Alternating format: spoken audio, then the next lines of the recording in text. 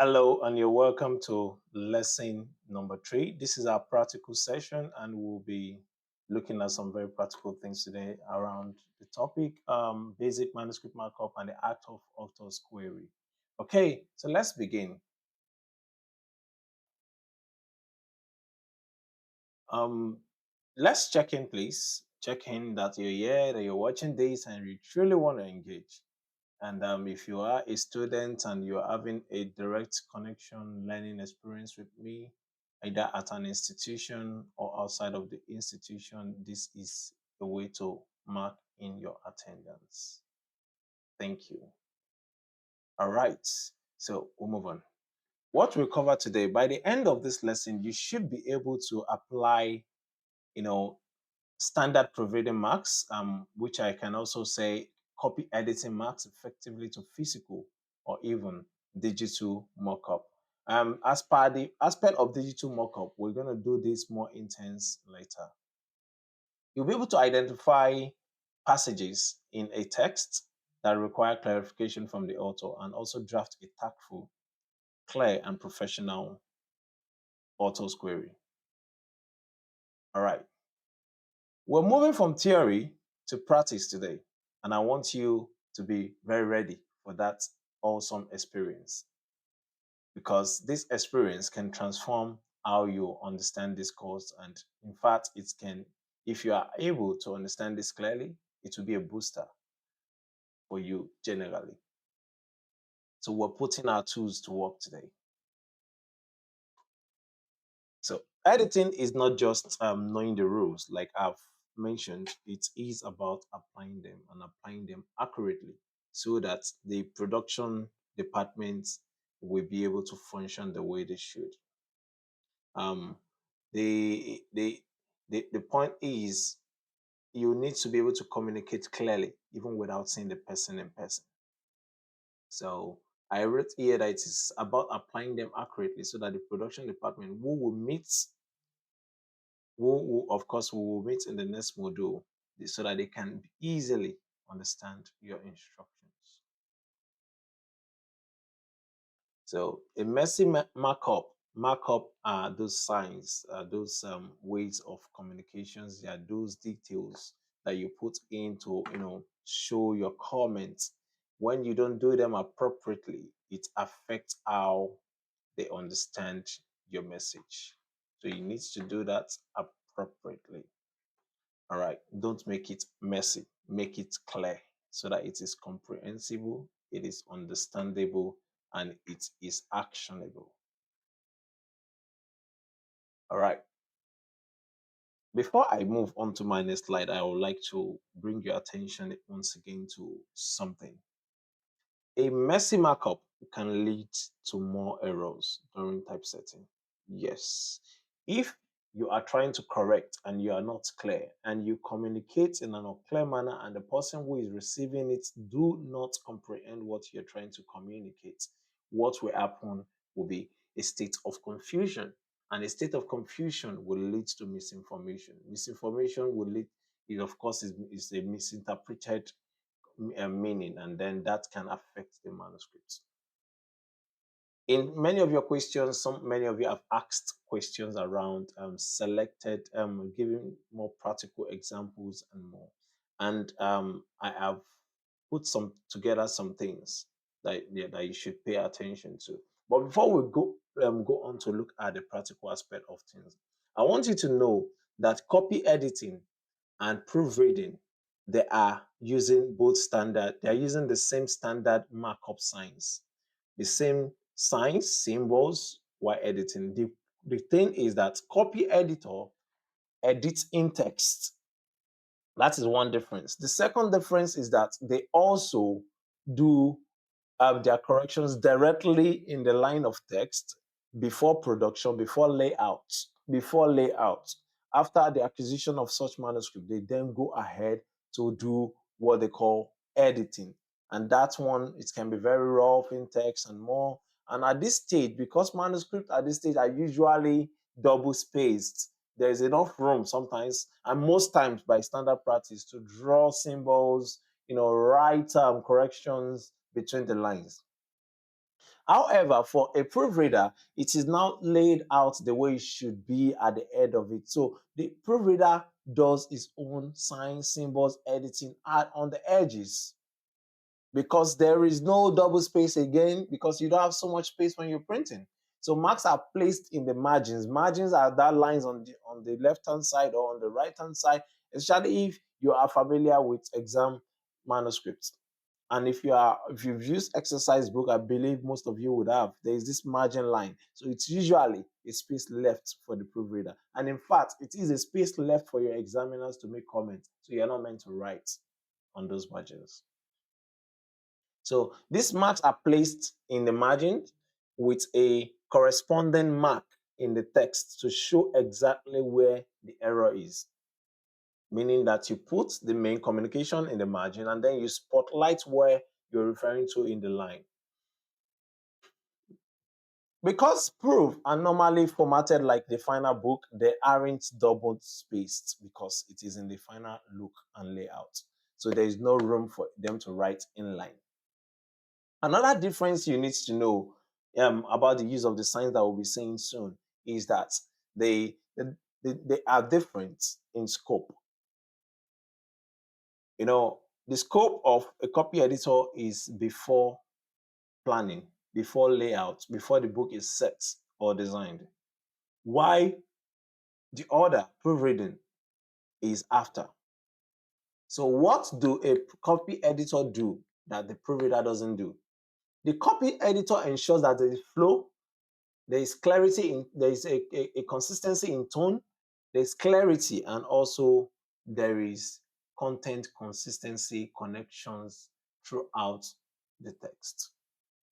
And on the other hand, a proofreader, they look out for flow, tone, clarity, and consistency too. But the point is that they do it differently. They don't edit. They don't pick out unnecessary points. They do this in a professional way that it doesn't obstruct what is already in place. I just hope that this makes sense to you. So what do I mean by this? A copy editor, after the acquisition of a manuscript, assess the manuscript, then because it's double line spaced, it looks at the content, work on the content, and ensure that no error is left in there and is suggesting error. The proofreader doesn't edit like the copy editor. All he's ensuring is that there are nothing that is not supposed to be there that is still there. If that is not totally clear to you, you need to also think about it like this. The copy editor is the main person who suggests word changes, moving of actions, moving of sections, moving of words, change of usage. But the proofreader, they only correct errors, they don't edit. Let's put it that way. Now, let's pay attention to some very practical example that I have put together for this particular lesson.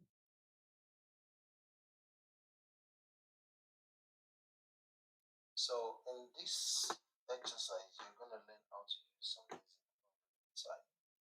And the first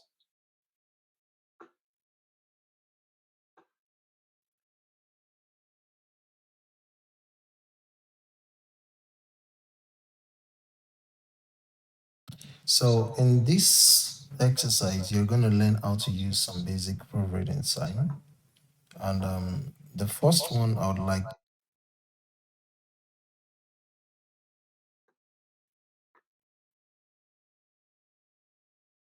to share with you is your favorite. I think I'll then add a question up here.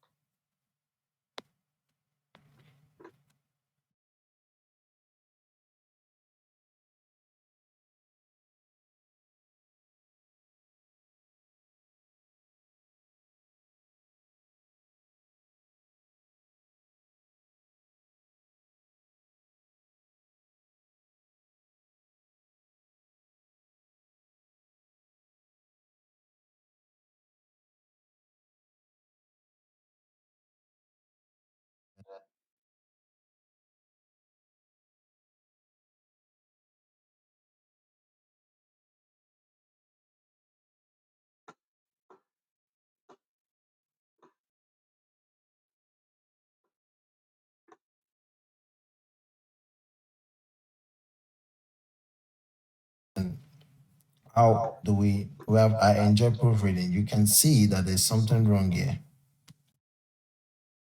Something fundamentally is wrong here. A is missing in the spelling. How do we insert it without,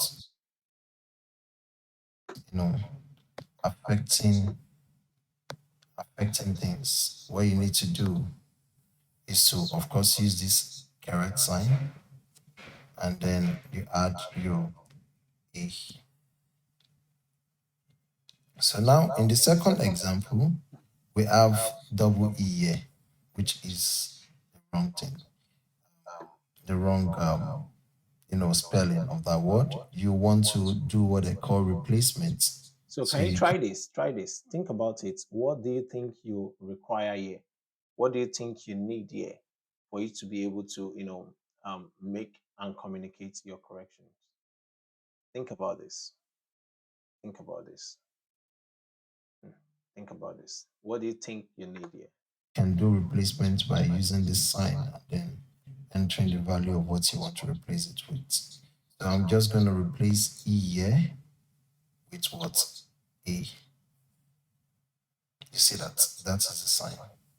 And for this other one here, we want to delete. This is how to delete. Delete with this. We have double D here, and you want to delete one of the D. So, we have just should have just one D in proofreading. I'll just bring this down, and then I'll cross this. This means the typesetter should delete that. So, and in a situation where you want to close up space, let's write something fresh. I am a pro reader. Let's say that I don't want you to use this hyphen that is here. I mean, this hyphen here. I don't want you to use it. What do I do? How do I suggest that to you? So what I'm to do is, of course, is to come to use a special sign for that. And the sign for that is similar to the one above, but it is written as this, with a what? With a close, meaning that delete this and close the gap. Does this make sense? All right. So if, for instance, you have a situation where you've written something like this, I am a pro reader, and I wanted you to close, okay, sorry. And I wanted you to close the space in between this. All I need to do is to what? Use this sign to ask you to close it. Yeah, you use that sign to ask you to close it. And the sign is this, just the same way we used it up there. And then I would give another example where you need to space something. So let's say we have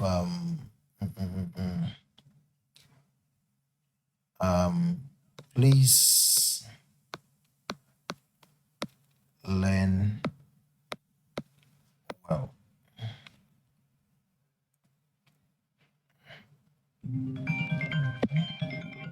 Please learn well.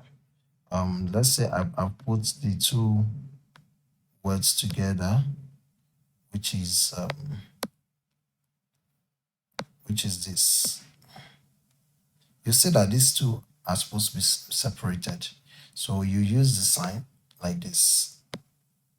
So meaning that there should be, this sign means that there should be a space between learn and well. So it now becomes When corrected, it becomes please learn well. I hope this helps you. Thank you.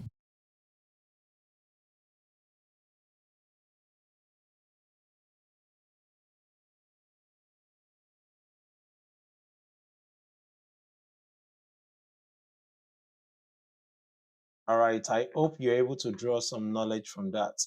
Okay, so let's move on.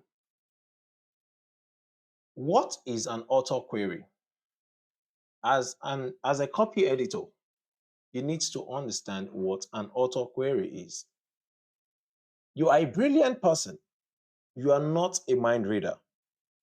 Sometimes you will encounter sentences that is perfectly grammatical and grammatically looking good, but logically confusing. Or in fact, they may even contradict something that was stated in the previous chapter. So you need to be able to query things. When you cannot, and in fact, you should not fix it yourself, you should write an author query. An author query helps you to, mark a comment, a communication as AU in the margins. And what do you do with that? What do you do? What do you do? What you do is to question things. You add symbols, signs, the ones that you have seen sometimes. And if you wanted to query, you are not sure, you're confused, then you use the auto query. Don't forget the signs you've learned earlier, the ones you've learned in the previous lecture, and the one you still learn going forward. Okay, let's attempt this question. Attempt this.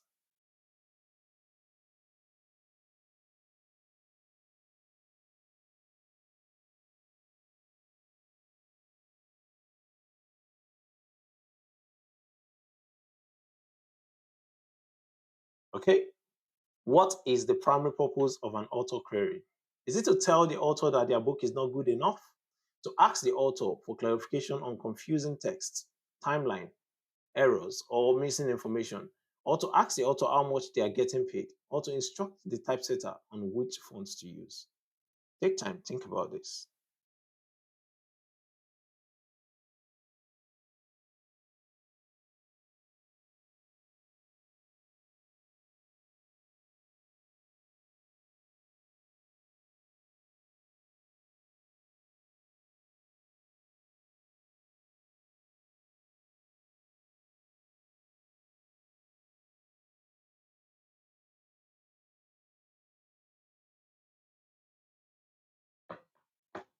The answer would be to ask the author for clarification on confusing text, timeline errors, or missing information. Now, let's talk about the golden rule of queries. The golden rules of queries. The golden rules of queries. You have to be tactful and be diplomatic. You have to be considerate, be emotionally sensitive. So the author has spent months, and in fact, they have spent years writing a book. And your job is to help them and not to insult them, not to embarrass them. Your job is to ensure that the process is seamless and the process goes well. So you need to be very sensitive to the fact that they are human, they have emotions. So you should be very careful how you communicate with them. So avoid accusatory language, like never use the word like wrong, confusing. It makes no sense. You should avoid that totally. And offer solutions. Don't just point out problem. Offer a couple of ways to fix things and not just point out all the errors they've made. Again, the sandwich method is a frame your question positively. Sandwich it. You know, put something at the top. I mean, have you have it's hamburger before or sandwich? Yes, you have the bread, a lot of things in between, and then another bread. So you commend, then recommend, and then comment. You understand what I mean? Comment, then the content of your listing, recommend, and then you comment. So you sort of be very, very careful to ensure that all things are done the appropriate way, so you don't embarrass them. Now let's talk about instructions notes. Now I'm going to walk you through some case scenario during this live session, even as you have I know you'll be seeing it in this very video, and more practical ones will be done one-on-one if you're having direct contact with me. And if you require such information, do well to email me. Thank you. Oh, all right. So let's take a look at the tone changes in everything that we're writing, the way we are writing queries. The manuscript sentence, look at this. The manuscript says Mary was born in 1990. He celebrated her 21st birthday in summer 2018. You can see that there is a gap. Obviously, if you deduct 1990 from 2018, what would you get as an answer? Between 1990 and 2000 is 10 years, and then we have another 18 years on top. That's 28 years. So it can't be 21st birthday. There's a problem there. So now, the problem is that the maths doesn't add up. If Mary was born in 1990, she should be 28 in 2018. Truly, yes, she should be 28. Now, it is the bad query would say, your math is wrong here. She can't be 21 in 2018. Fix this. That is authoritative, is not good. This is aggressive, it puts the author on a defensive line, and it offers no help. So this is rude and unhelpful. So this is what a good query should look like. Just checking in, and the timeline here, if Mary was born in 1990, she should be 28 in 2018. And would you prefer to change her birth year to 1997 if it is a fiction and not a true life story? Or should you change her age to 28 year? So these are some of the questions you should consider. So thank you. So why it is polite that you do things the right way. This one sounds polite. It points out the logical error gently and gives the author two ways options to solve it. So I'm going to take a step back to the bad option for you to take notes of the error, and also come back to the good option for you to take notes carefully.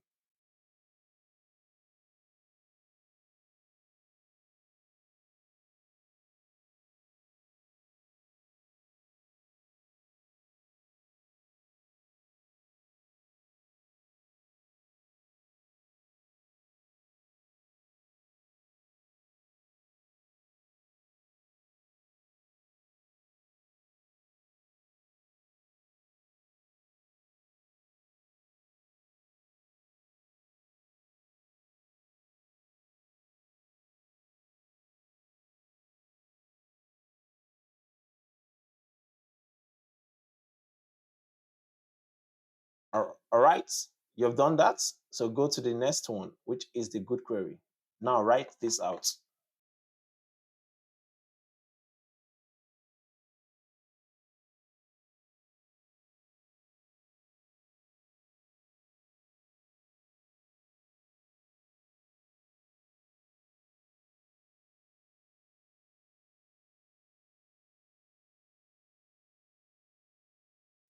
All right, thank you for writing that out. Now let's move on. Attempt this question. Which of the following is the best example of a tactful and professional author query? Now, the first one says this sentence makes absolutely no sense. Write it. You spelled the main character's name wrong here. And the third option says, just confirming this timeline. In chapter 1, John drove a blue car, but here it is red. Should we change this to blue for consistency? And the fourth option says, did you even research this fact before writing it? Now, looking at these four options, you know the right answer. One sounds constructive, the other sound rude. So this is the correct answer. All right, moving on. Practical exercise. Now, you remember there was a mock manuscript I gave you the previous lesson about Mr. Adebayo and the financial reports. Now, read through it again. There is a logical inconsistency regarding the time of the day between the first paragraph and the last paragraph. Identify the logical error. I'm going to share this, and you have to look at this again for consistency. And then professional, you are going to write a professional author. Just imagine that you're writing it in the margin. If you're able to print this out, put it in the margin. That would be great. So if you can't, write it out in your notes, and then put your comment in your mind so you can have a living experience of, doing this. So this is a practical exercise. So in the next slide that you see, it will be the exact manuscript markup. Now attempt this. I'm going to spend some time here. I'll just give it about 3 minutes.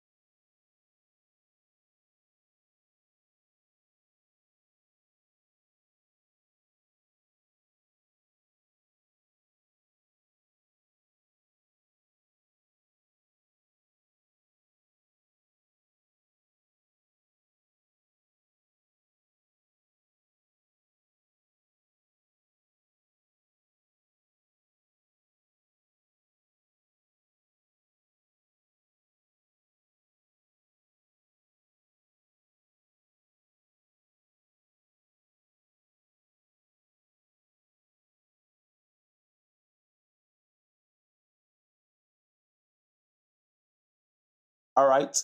Thank you for attempting that. I know at least you should have an idea of what we're going to now. This is a snippet for your own assignment. Let's attempt the next question, please. When marking up a manuscript by hand, why is it crucial to make your proofreading symbols incredibly neat and clear? Option A, so the author's family can frame the manuscript. Option 2, because a messy markup can confuse the typesetter and introduce new errors during the production phase. C, so you can charge publisher a higher hourly rate. D, and then because ink is expensive and you shouldn't waste it. So which of this is the answer? This is simple, right? Hmm? The answer will be B, because a messy markup can confuse the typesetter and introduce new error during the production phase. Now, a practical exercise for you. Okay, I think let's move on. Read through it again. There is something wrong with that text. See if you can find any more stuff. See if you've committed a blunder. It's always good to double check. It's always good to double check. I'm going to put it on your screen again. Read through and attend to it. Read through and attend to it. Read through and attend to it. Okay.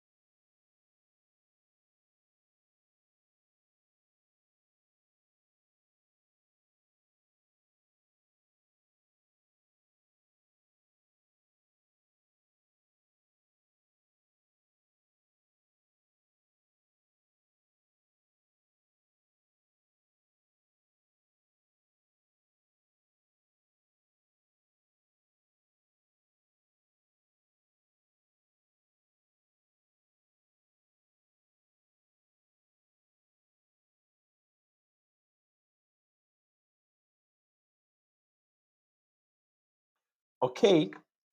I believe you have done a great deal trying to unbox that puzzle. Let's take this question. Let's take this question. True or false? If a copy editor finds a massive plot error in a novel, they should just rewrite the chapter themselves to save the author's time. True?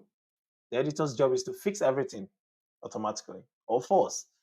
The editors should write a tactful query to the author so that the author can address the plot hole in their own voice. Your guess is as good as mine. False. Yeah, that's it. Well done. You've done very well if you've gotten to this stage. All right, let's reflect a bit. Head over to our Telegram group. I want you to share your thoughts. Share your thoughts. Go to the Telegram group right now and share your thoughts on this prompt. The prompt is, why do you think soft skill like tact and diplomacy are just as important for a copy editor as knowing the rules of grammar? Why is it good to be tactful, to be diplomatic when you are communicating your changes, your suggestions, your findings, or following the rules of your house style, of grammar, of whatever the case is, or you're trying to get back to the author using an auto query? Why is it important? Answer these questions, and we'll stay here for a while. 2, have you ever received an harsh feedback on your own writing? How did it make you feel? How did it make you feel? Did you feel good, or you just shuffled it? Put it in the chat and write a complete sentence. I've received the harsh feedback before, and it made me feel like this. And if you're writing, write mature like a grown-up. Full sentence. Don't just put in phrases and one word, okay? All right. The next thing is that, what is the sandwich method?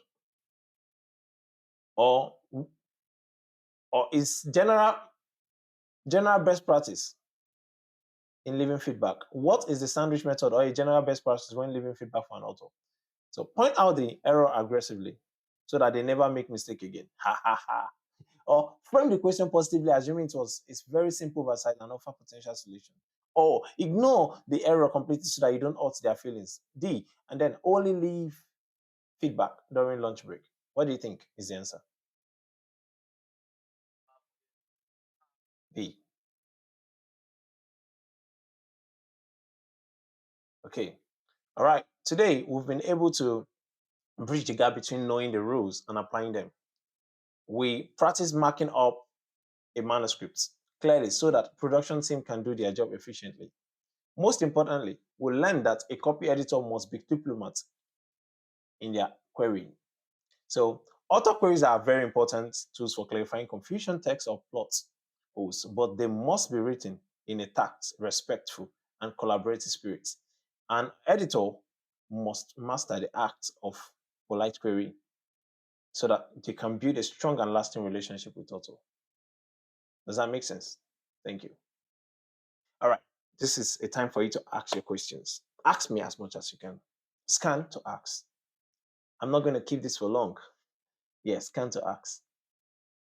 All right. Thank you. Final assignment for you.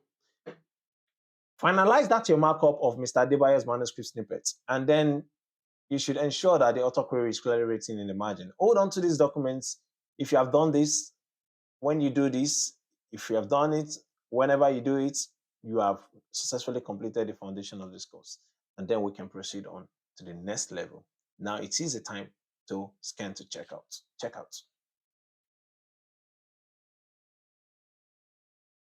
All right, brilliant.